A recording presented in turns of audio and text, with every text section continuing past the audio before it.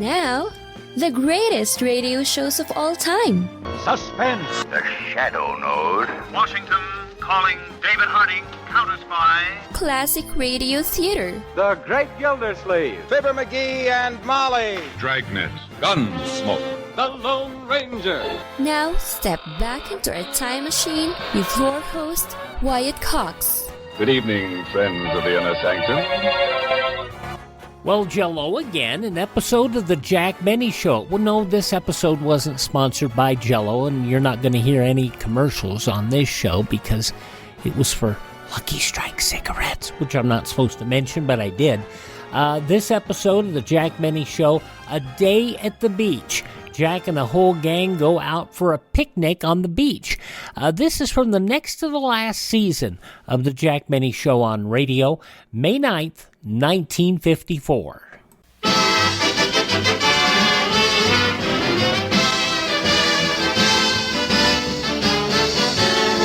Jack Benny with Mary Livingston, Rochester, NSA, Bob Crosby, and yours truly, Don Wilson.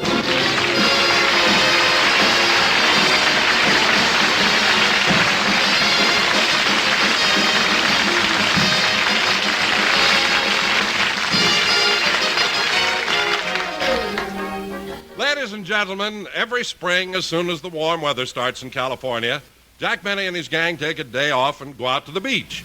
As we look in on Jack's home, he and Rochester are preparing for this annual picnic. Rochester, have you got everything? I think so, boss. Towels, bathing caps, suntan oil? Uh-huh. Did you pack enough lunch? I put in some sandwiches, potato salad, pickles, celery, olives, and 60 hard-boiled eggs. 60? How come we've got so many hard-boiled eggs? Don't you remember you were faster than any of the kids on Easter morning? Oh, yes. I guess I was pretty lucky.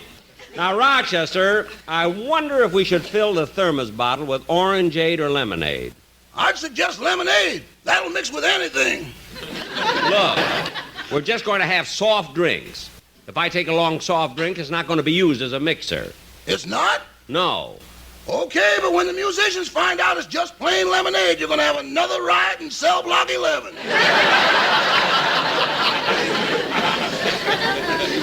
You needn't worry about that, Rochester. The musicians aren't coming this time. There'll be just my gang and the kids from the Beverly Hills Beavers Club. Boss, you've been running that Beavers Club a long time, haven't you? Yes, sir. The club remains the same, but the kids come and go. Mr. Benny, do you ever hear from any of the original members? Yep. One of them's Vice President Nixon now. If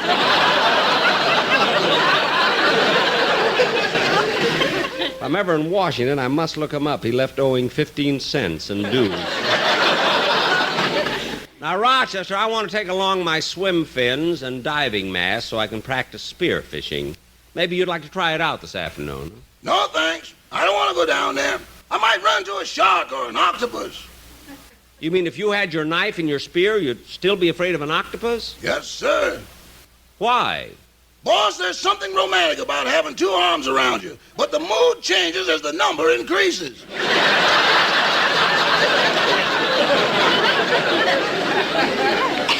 Look, Rochester, there's nothing to be afraid of. An octopus always gives warning by putting out an ink-like fluid. Yeah, but it would just be my luck to run into one of those paper-made kind that's leak-proof. Now, that's silly. Silly or not, I don't want anything to do with any octopuses.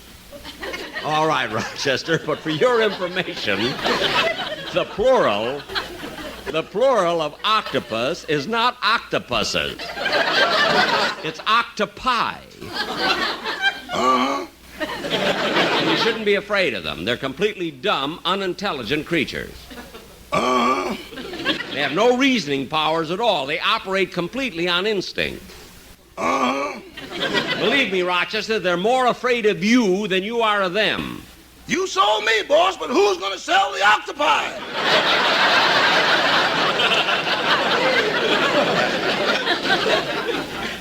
Did you ever have octopi a la mode?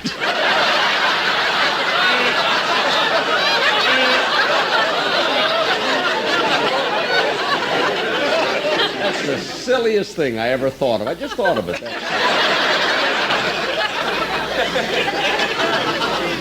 Look, Rochester, forget it. You finish the packing. I'm going to call Bob Crosby and see if he's ready to go to the picnic. I don't know why I bothered to tell Rochester that the plural of octopus is octopi. He isn't going to hang around for more than one anyway. I don't know why he's so... Hello. Hello, Bob? Oh, Bob, this is Jack. What time do you want to leave? Well, it's 11 now. I'd like to get going before noon. Okay, then you pick me up. So long. Bye. Who was it, Bob? Oh, that was Jack. He wanted to know if we were ready. Well, I've got everything packed. Good. And June, I think I'll take along an extra pair of swimming trunks for Jack. You know, I don't want him to embarrass everybody like he did in Palm Springs.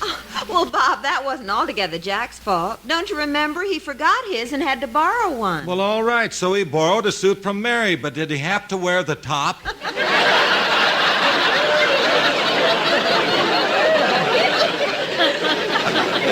Yeah.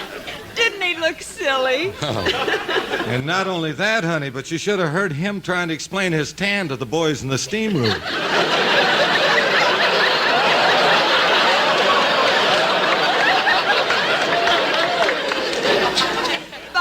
Bob, who's going to the beach? Oh, Jack's taking the Beavers and the whole gang. Oh, is Dennis Day coming again? Yeah.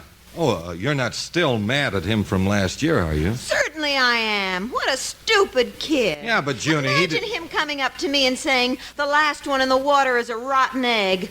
I was in over my head before I realized I still had my clothes on. It was awful. Oh, Dennis is always pulling that trick. Well, if I'm going to pick Jack up in my car, I better call Don Wilson and ask him to pick Dennis up.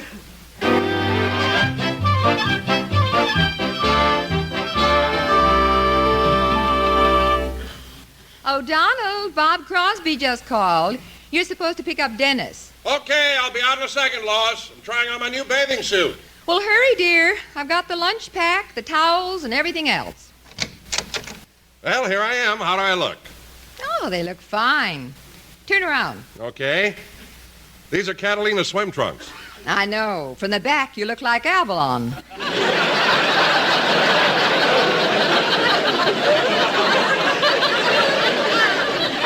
You know, really, dear, you should go on a diet. Oh, but Lois, you know I've tried everything to lose weight. I even went to that psychiatrist last week. He gave me every kind of test.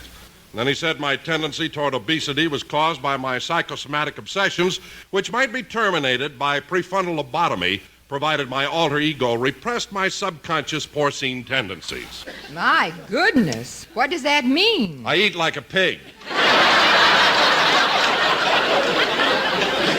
Well, you do overeat, Don. And not only is it making you heavy, but it's wearing out your teeth. Oh, my. The May 9th, 1954, Jack Benny. And they made all the Don Wilson fat jokes. Don, though, was a really tall man, too. So, you know, he carried his weight well. But they had to have a punchline for him. May 9th, 1954, Jack Benny, heading to the beach here on Classic Radio Theater with Wyatt Cox. Hi, this is Kyle Horvath with the White Pine County Tourism and Recreation Board. If you want to get away from the big cities and get back to nature this summer, give us a call at 775-289-3720 or visit us online at elinevada.net. There's so much to do and see I can't mention it in 30 seconds, but check out our website and you'll see what Nevada is really all about. elinevada.net or follow us on Facebook or Instagram. Give us a call at 775-289-3720 or visit us online at elinevada.net. Let's see, if something costs less, but people are happier with it, that sounds like something to look into, and that's Medi-Share. Maybe you've heard switching to Medi-Share to pay for healthcare can save the typical family $500 a month, and that's huge, but it's also true that people are way more satisfied after making the switch, too. The customer satisfaction rate for Medi-Share is double that of the typical health insurance plan. Double. Medi-Share works. It's been around for more than a quarter century, and members have shared more than $3 billion of each other's bills. People love having telehealth and a huge nationwide PPO network. So, yeah, you can save a ton and like it better. Imagine being happy with how you're taking care of your health care. So if you're self-employed or part of the gig economy, or you just want a plan you're happy with, you can call right now and get a price within 2 minutes. A very, very smart use of 2 minutes. Here's the number you need. 833-34-BIBLE. That's 833-34-BIBLE. 833-34-BIBLE. Now on Classic Radio Theater with Wyatt Cox, we return to preparations for a day at the beach for the whole Jack Benny cast. This episode of the show from May 9th, 1954, Jack Benny. Rochester, carry all the stuff out in front of the house so we'll be ready as soon as Bob Crosby comes by. Okay. By the way, Mr. Benny, you know you said I could have tonight off, and I'd like to go to the movies. That's right. What about it? Well, yesterday was payday and you forgot to pay me. Oh, that's right. I'm sorry about that, Rochester. I'll write you out a check right now. You think they can cash it at the movie? Boss, they can cash my check at the popcorn stand.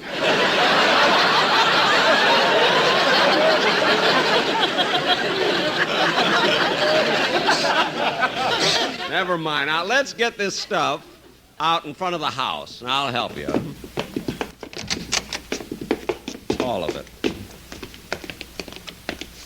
That's it. Now, let's pile it all up here by the curb. Do we have everything, Rochester? Let's see what's here. The thermos jug, lunch basket, plates, towels, extra bathing suits. And we got the bathing caps, the swim fins, surfboard, beach umbrella. Portable stove, coffee pot, and beach chairs. Yeah. Gee, it makes quite a pile here on the sidewalk. Mr. Benny, they're evicting you. Why, Mr. Kitzel!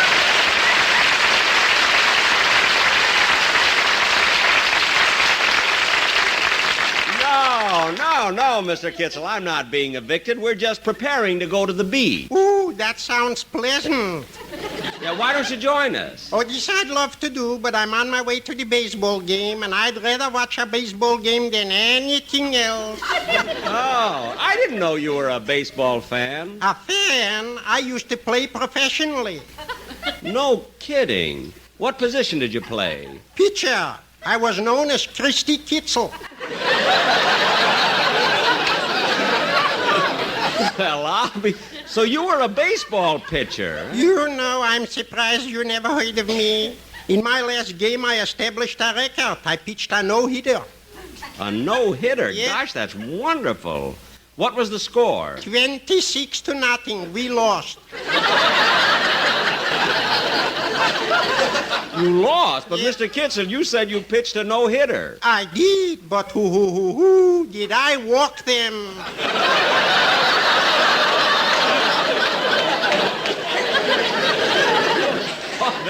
Then I suppose you gave up the idea of being a pitcher. Definitely did. I became an outfielder. A good one, I hope. Huh? Pretty good.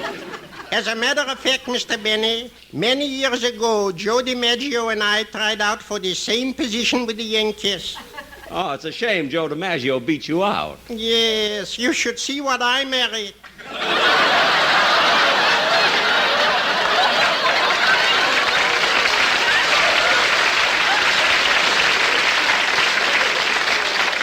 Say, by the way, Mr. Kitzel, you mentioned your wife so many times, and yet you've never told me her name. What is your wife's name? Marilyn, but there the resemblance ends. You know, Mr. Kitzel, you're always talking about your wife being homely. Yeah. If your wife is so homely, why did you marry her? Who am I, Robert Taylor? Oh, I see what you mean. Yeah. Well, I got to dash along to the baseball game. I don't want to be late. Goodbye, Mr. Benny. Goodbye, Mr. Kitzel. Goodbye.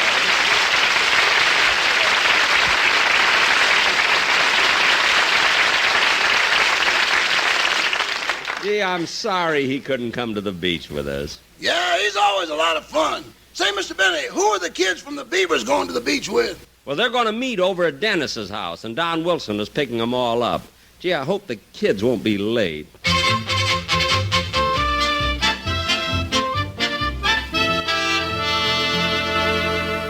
Come on, fellows, let's hurry.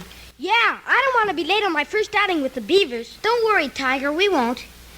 Gosh, it was awful nice of Mr. Benny to plan this day at the beach for us. Yeah, we're lucky kids, having a great man like Mr. Benny coaches. He's a champion at everything. Maybe today at the beach he'll teach me to swim. Is Mr. Benny a good swimmer? He's the best swimmer in the whole world. He told us he even swam the English Channel. So what? Lots of people have swum the English Channel. Underwater?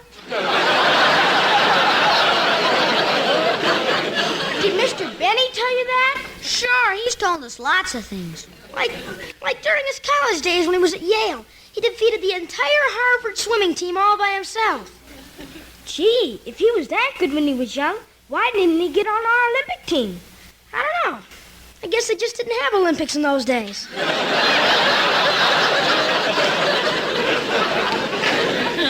I can't believe that Mr. Benny is such a fast swimmer. Remember, we saw him swimming in his pool the other day, and he looked awful slow. Well, it's hard to swim with all your clothes on. Why was Mr. Benny in the pool with his clothes on? Dennis Day came over to him and yelled, "Last one in's a rotten egg!"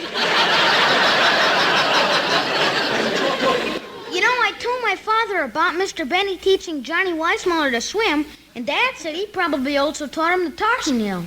Why? Did your father ever hear Mr. Benny scream like that? Oh, sure, lots of times. What does your father do? Oh, he works for the income tax department. You know, my parents weren't going to let me go today until I told them we had a grown-up going with us. Yeah, and they don't have to worry. Mr. Benny takes real good care of us when we go to the beach. He sees that we behave and that we don't play too rough, and that we never eat anything that might make us sick. Yeah. Only today I kind of wish he'd let me take a chance and buy a Frankfurter at one of the stands. Me too.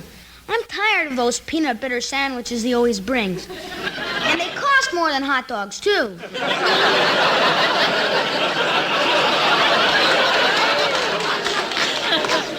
Yeah. Say we better walk a little faster. We don't want to be late getting to Dennis Day's house.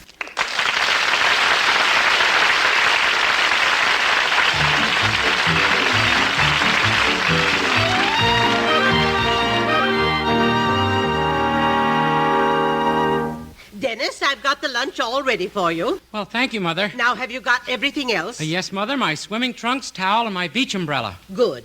Remember what I told you. I want you to sit in the shade of the umbrella all the time. Must I, Mother? Yes, Dennis. Enough people are saying you've been out in the sun too long already. And that reminds me, do you have enough suntan oil? Oh, yes, I've got a whole bottle. Good. And this time, remember, rub it on, don't drink it. Okay. Gee, Mother, I do wish you were coming to the beach with us. I do, too. Mainly out of curiosity. You know, I've never seen Benny in a bathing suit. He must be awfully thin. Yeah, when he puts on a bathing cap, he looks like a plumber's friend.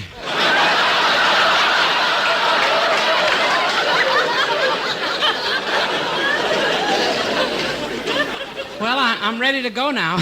You know, Mother, I remember once you and Dad took me to the beach when I was a little boy. Remember the fun we had? Uh-huh. And remember the games we played? Yes. Remember how we buried you in the sand? Yeah, and the next day the cop made you come back and dig me up again.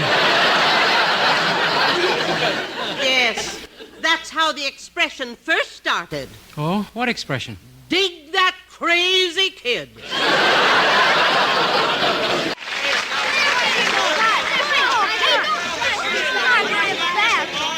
All right, gang. All right, kids. All right, everybody. Another 5 minutes in the water, and then we'll all have to come out. Yeah, we ought to build a fire before it gets too dark. Hey, what a clear day. You can see all the way out to Catalina. There's Avalon. That's Don Wilson.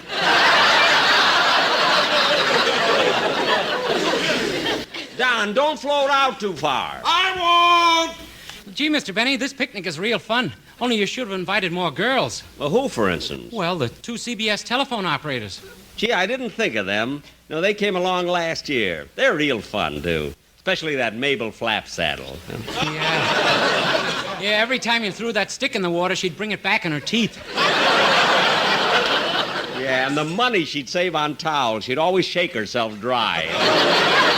All right, now. Come on, everybody. Out of the water. Out of the water, everybody. everybody. Oh, boy, let's start a fire. Let's start a fire. I'm hungry. I brought a ball and bat. Why don't we play some baseball first to dry off? Hey, that's a good idea. Now, the Beavers and I will play baseball. I'll play against the rest of you guys. Okay, we'll be up first. Junie, you be the umpire. Okay, Bob. All right, Beavers. Get out in the field. I'll pitch. I'll bat first. I'm ready, Jack. Come on, Mr. Benny. Put it right over the plate. Okay, here goes. Ball one. Come on, Mr. Benny. Put it right over the plate. Ball two. Mr. Benny, put it right over the plate. Okay. Ball three. Mr. Benny, this time see if you can reach the plate.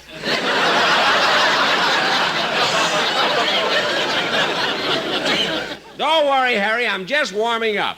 Here goes. I've got it. Ooh. Ooh, now I bet I'll have a black eye. Wait till I tell my mom about this. It'll make her Mother's Day perfect. Oh, don't be so smart. And that's enough baseball for now. Let's all get dressed, and then we'll start the fire.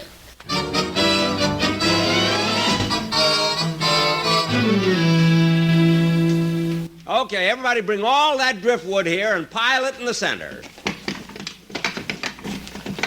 Now, I'll start the fire. I got the matches. Hey, but Jack, we've just got wood, no paper to start it with. That's right. Look around for some paper, kids. Hey, we can start it with this. I just found some dry seaweed.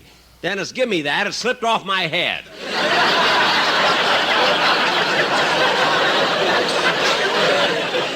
May 9th, 1954, Jack Benny, here on Classic Radio Theater with Wyatt Cox. The conclusion next. No offense, but are you a little fat when you look in the mirror? How would you like to learn the secrets to lose 3 to 5 pounds a week easily without joining the gym or going through any crazy diets? It's called Body Sculpt by Med Diet. For the last 2 decades, we've been helping people just like you that have pounds they want to shed. We've helped millions of people lose thousands and thousands of pounds over the years. And now it's your turn. Learn the secrets of how to lose weight with one simple phone call. You'll see an amazing difference in a matter of days. Don't believe us? We'll offer you a money-back guarantee.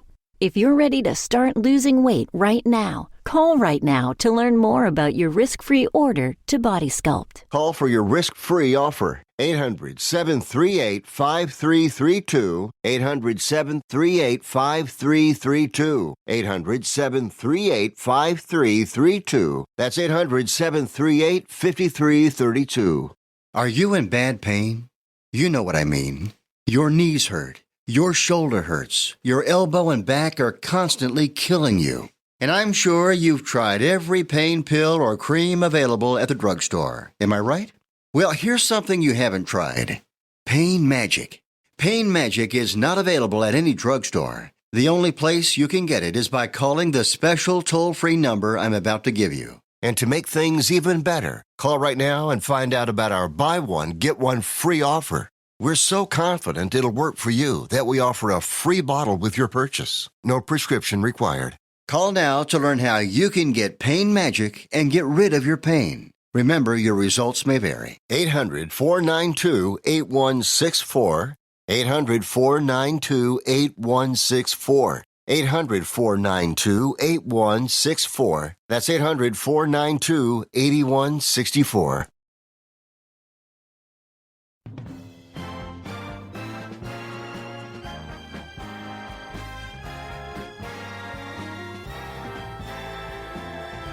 Thanks for tuning in to Classic Radio Theater with Wyatt Cox. Now the conclusion of the Jack Benny program out on the beach as the Beavers are getting ready to build a bonfire for Jack and his gang. This from May 9th, 1954. Now go find some paper. I found a bunch, Mr. Benny. Here you are. Oh, thanks, Harry. Now put the wood over it. Now light it.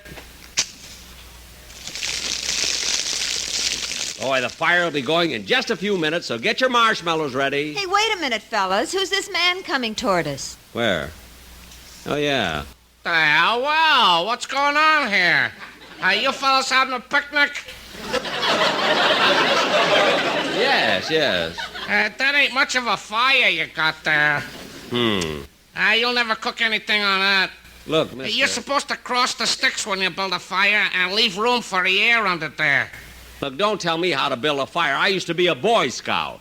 With that seaweed on your head, you look like Father Neptune.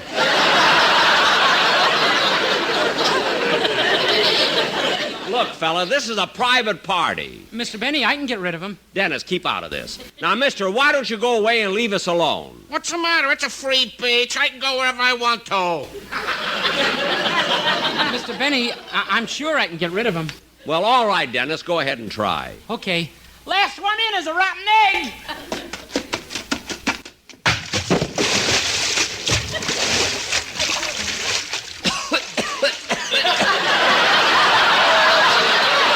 Doggone, I fell for it again.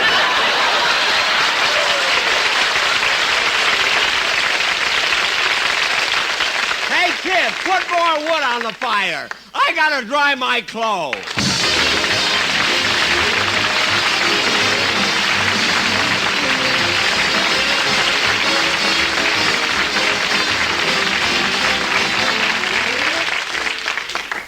Ladies and gentlemen, 90% of all forest fires each year are man-caused.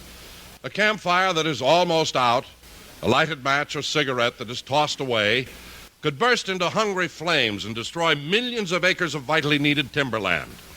So when you're in the country, be absolutely sure you put out every fire, every match, every cigarette completely out. Remember, only you can prevent forest fires. Thank you.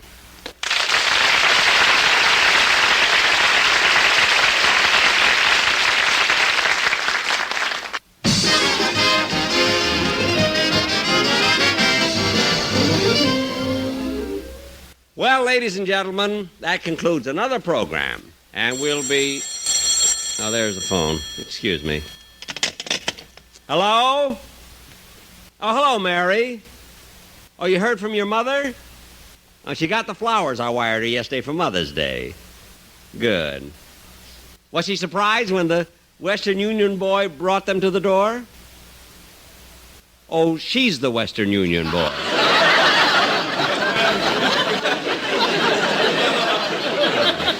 Well, I'm glad she got them. Goodbye, Mary. A happy Mother's Day, everybody.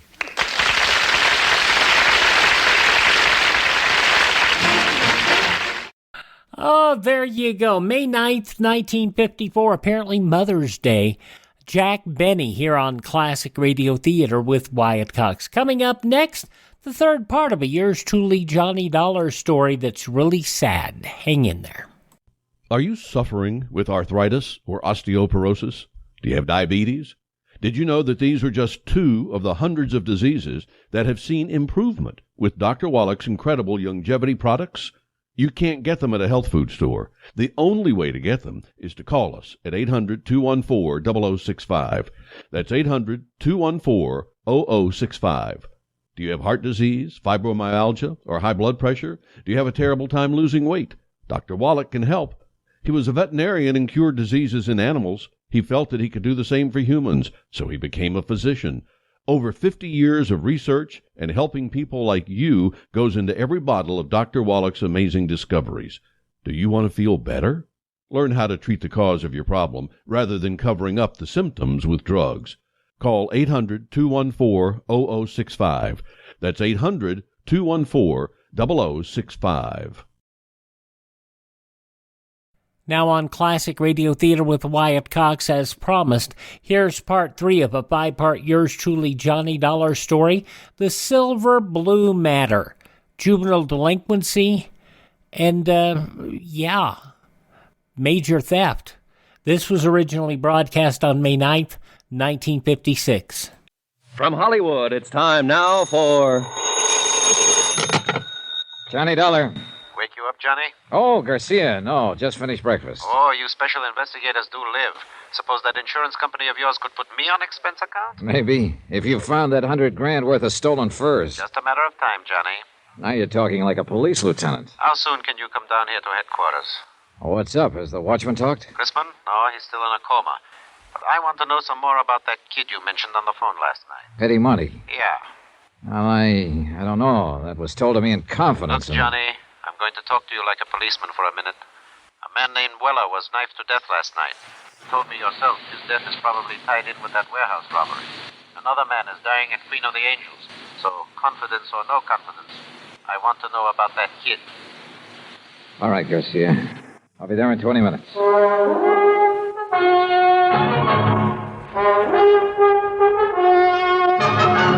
Tonight and every weekday night, Bob Bailey in the transcribed adventures of the man with the action-packed expense account, America's fabulous freelance insurance investigator. Yours truly, Johnny Dollar.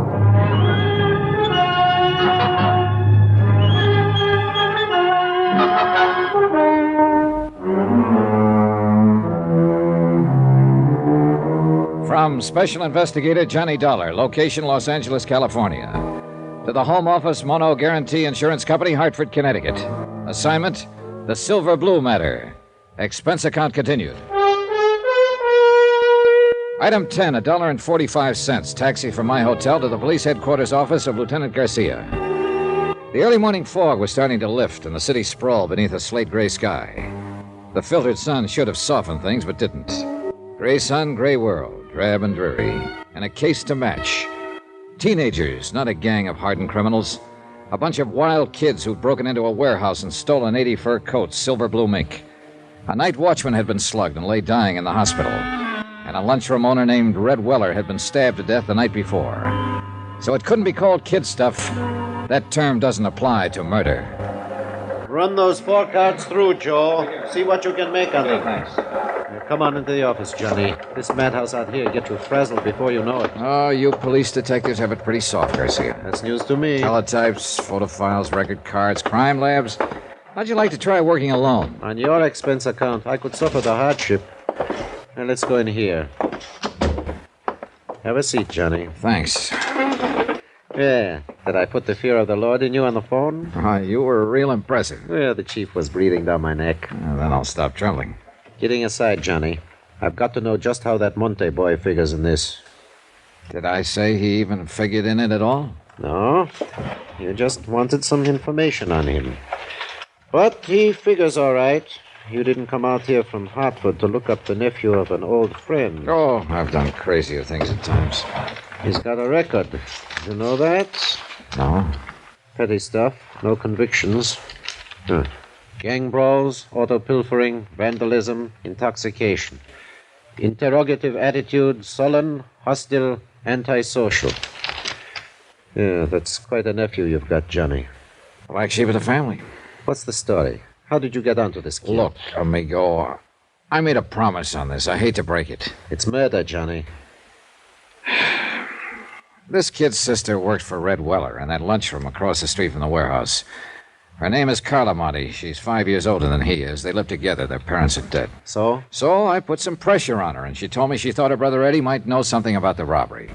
She took me to a pool room to meet him. How was he supposed to have known about it? Hearsay? No. She admitted later that she suspected him of being mixed up in it himself. Things he'd said, the way he acted. She asked me to help her try to keep him out of trouble. I think he's already in trouble, Johnny. Yeah, so do I. And I think she does, too. What did he have to say when you talked to him in the pool hall? Several things, but they added up to 2 words. Get out. When I wouldn't, he did. Why do you think Red Weller was killed, Johnny? Well, I think those kids used his lunchroom as a lookout post to spot the prowl car that was patrolling that area.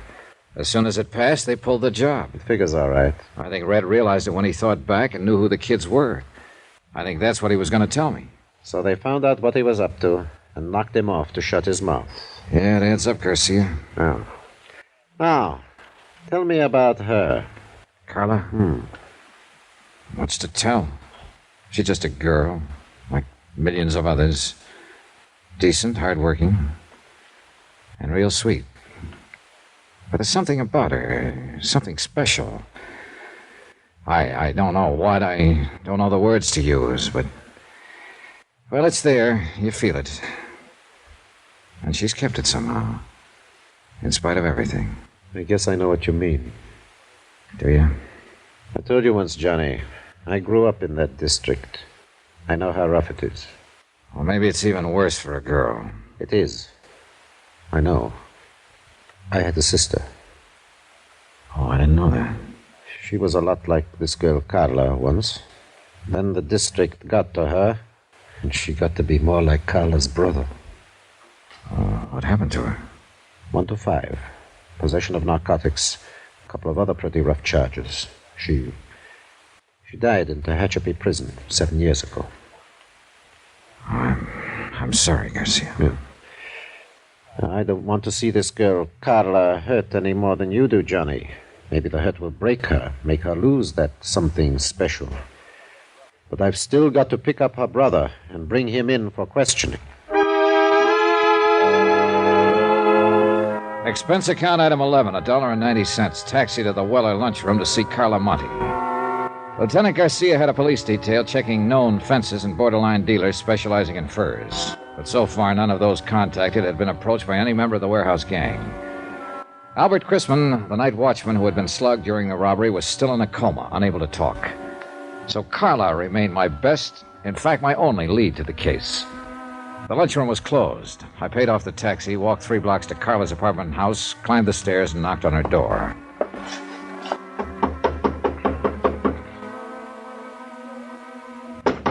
Yes? Who is it? Johnny Dollar, I'd like to talk to you. All right. Just a moment.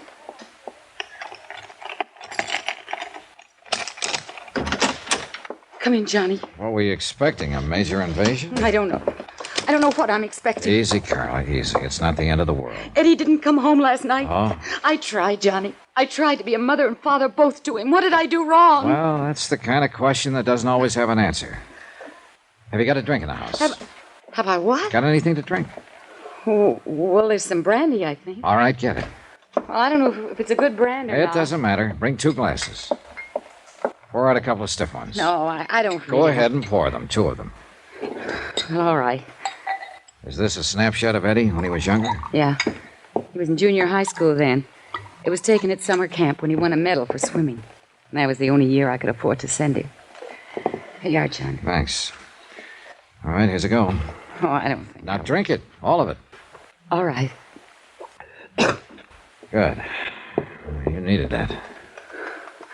Where do you think he is, Johnny? What's happened to him? Carla, you're going to have to face it sooner or later, and I kind of think now is the time. What do you mean? You've been worried sick for fear your brother would get into some kind of trouble. And you had reason to worry. It's finally happened. No. He's in trouble, all right. Plenty of trouble. You're not the only one looking for him. Who else is? Who do you mean, Johnny? The police. There's an APB out. They want him for questioning in connection with the robbery and with the murder of Red Weller. Oh, no. Eddie wouldn't kill anyone. Maybe not, but somebody did. Some member of the gang that robbed the warehouse.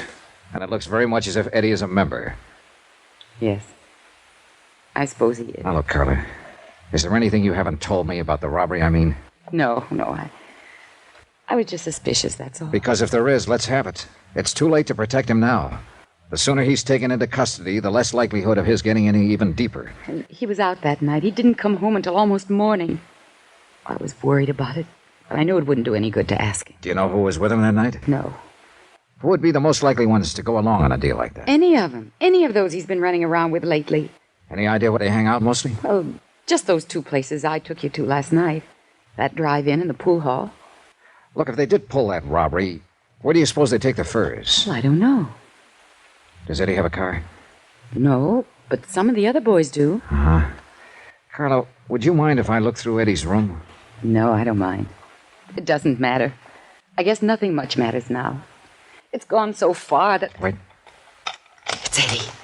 He has his own key. All right, take it easy now. Be careful, Johnny. Sis, you're gonna have... What the devil are you doing here? Looking for you, Eddie. Yeah? What for? I think you know. Eddie, you've got to give yourself up. Shut up! Because I got you to thank for this jam.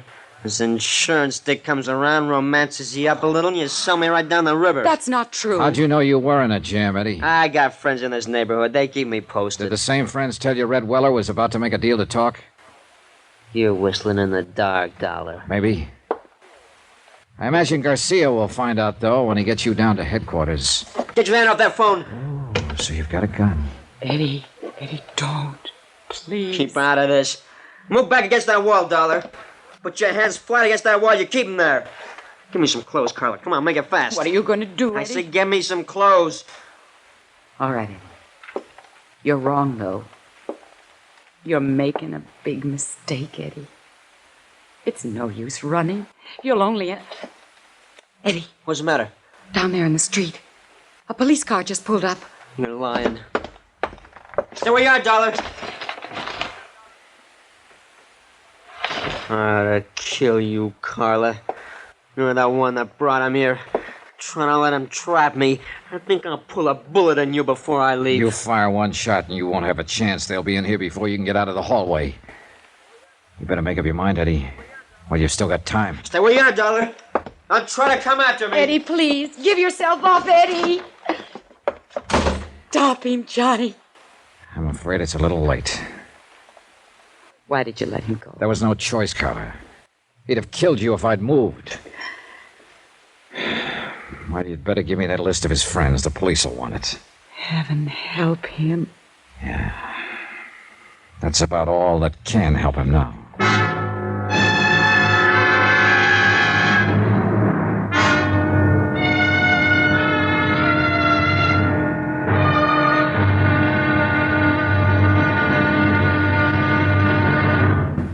Now, here's our star to tell you about tomorrow's intriguing episode of this week's story. Tomorrow, a police net tightens and traps a frightened rat. A boy sobs in a jail cell. And an innocent man dies quietly in his sleep. Join us, won't you? Yours truly, Johnny Dollar.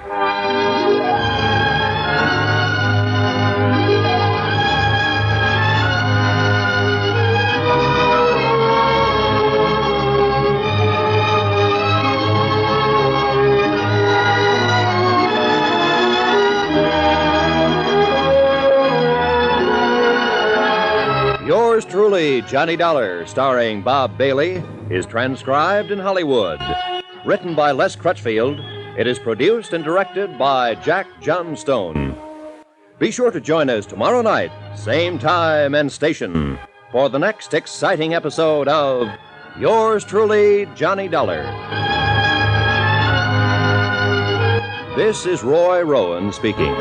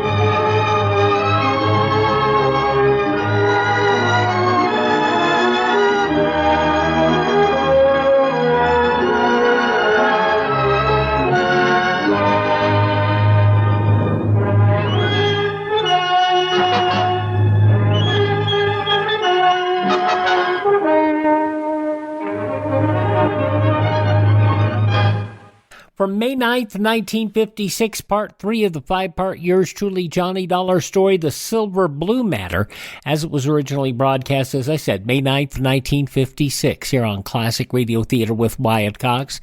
If you like Yours Truly Johnny Dollar, you can get the collection, all the ones you want, through Ted at RadioMemories.com. He has all the shows available for you on cassette, CD, or flash drive for your computer. Contact Ted, RadioMemories.com. That is RadioMemories.com. Please thank this radio station to support their advertisers. It's their kindness and courtesy that allows us to come with you each and every time we roll around here on your favorite station. And if you miss a day on this station, you do not have to miss a single show. All of our shows, 21 hours a week, available through iHeartRadio, Spotify, Spreaker, TuneIn, Apple Podcast, Google Podcast, Amazon, or Facebook. Just search for Classic Radio Theater with Wyatt Cox. That's Classic Radio Theater with Wyatt Cox. You can also hear the shows on demand at my webpage, where you can contact me to learn about building a classic radio collection of your own. Find all our social media links. It's all there at classicradio.stream. That's classicradio.stream. Have yourself a great day. Tell all your friends the great radio shows are right here at this spot on the dial. Classic Radio Theater with Wyatt Cox on your favorite radio station.